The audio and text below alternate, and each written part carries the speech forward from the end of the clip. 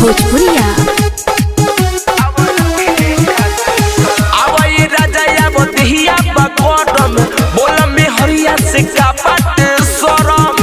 अरे आवना हाँ हाँ आवई राजा बतिया बकरम बोला में हरिया से का बात शरम। ढेर मजा पैबो हमरा कोरवा में सुतल ऊपर नीचे ले लुटल आवल खिले खाचुसला ऊपर नीचे ले लुटला ये सैया आवल खिले खाचुसला चुसना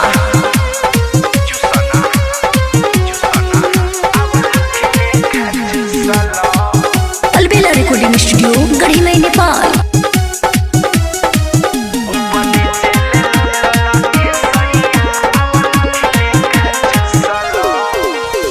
हंस के पाजा में धरना हो कहिले प्यार पिया करना हो तोहरे लाबाई बनल जवानी आके ऊपर चढ़ना हो।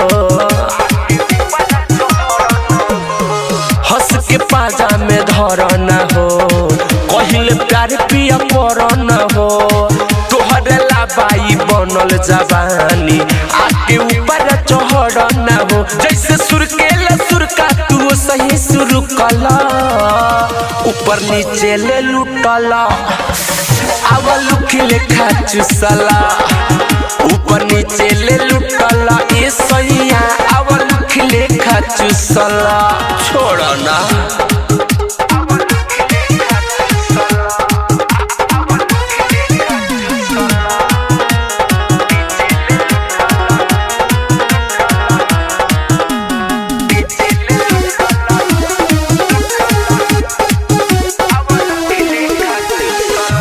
असुकयल बेला हो कोरोना हो वाला खेला हो थादू मिठू मिसाइल से कह देम काहे ना बतिया बुझेला हो का करब हो पिया असुकयल बेला हो कोरोना हो वाला खेला हो थादू मिठू मिसाइल से कह देम काहे ना बतिया बुझेला हो। सुबोध ना बिन सुपारी ले खातू फुटल ऊपर नीचे ले लुटल आवल खिले खाचुसला ऊपर नीचे ले लुटल ये सैया आवल खिले खाचुसला। अब छोड़ दो।